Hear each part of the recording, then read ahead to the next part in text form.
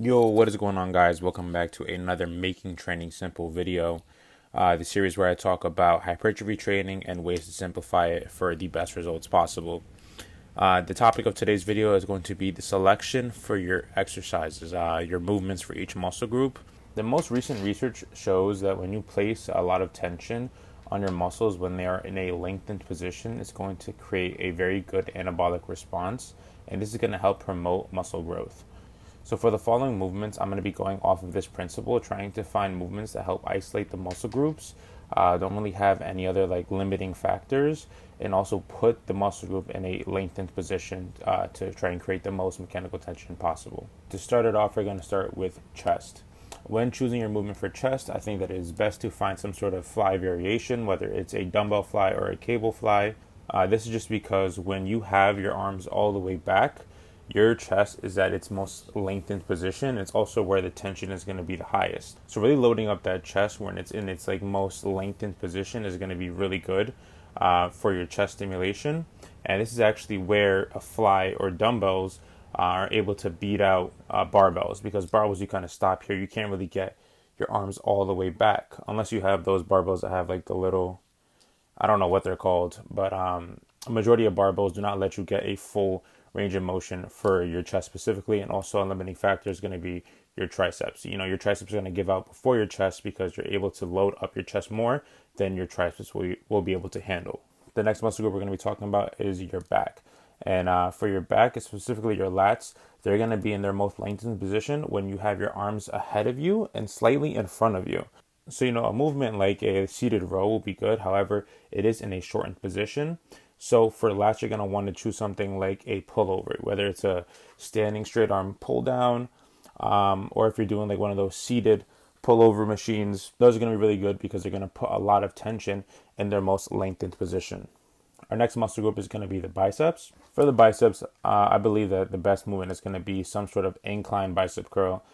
You could do regular like supinated bicep curls, or you can do hammer curls. I've been doing incline hammer curls just because I'm trying to target my brachialis, get a wider bicep, but whichever really works. The reason you want to do an incline bicep curl versus any other type of bicep curl is because the long head of your bicep runs up to your shoulder. So when you're leaned back on that bench, your arms are behind your back, and the long head of your bicep is at its most lengthened position. So when you have your arms at the bottom, you're putting a lot of tension on your long head when it's in its most lengthened position, which is very good for hypertrophy growth. The next muscle group we're going to talk about is triceps. For triceps, you're going to want to do a overhead extension. This can be either with a dumbbell or with cables. I prefer to do cables because I think it's just easier to set up.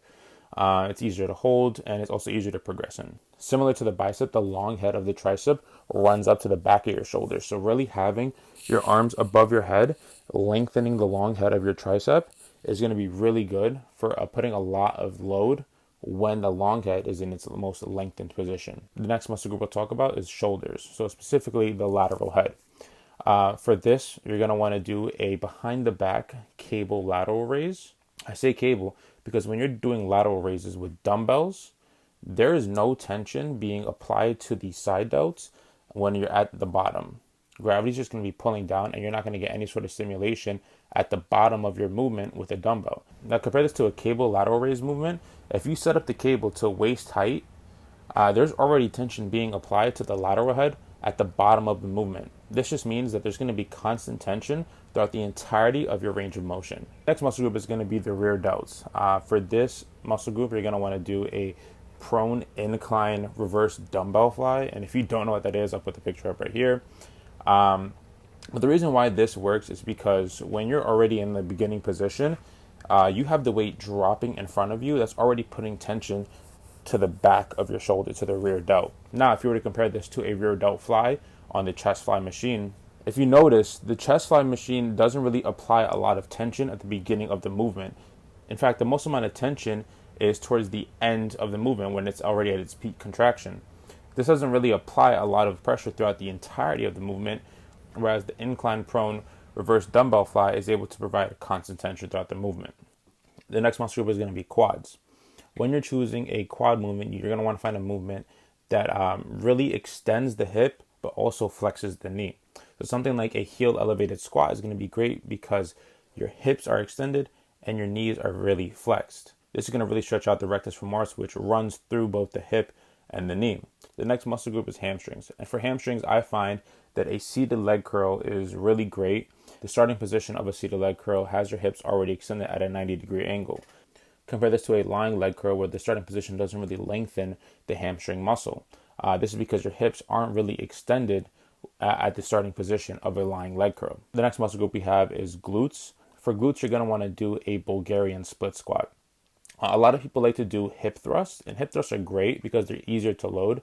However, the hip thrusts train the glute in a shortened position. So if you want a movement that's going to really lengthen out the glute muscle, you're going to want to do a Bulgarian split squat, because at the bottom of that movement is when it's at its most lengthened position. All right.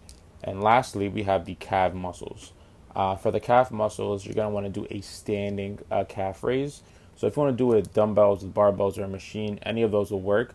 Just make sure that it's at an elevated height, so that at the bottom of your movement, you could get a really deep stretch and the ground is not stopping you from getting as deep a stretch as possible.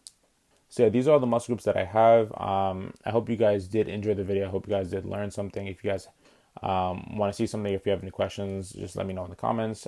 Hope you guys enjoyed and have a great day.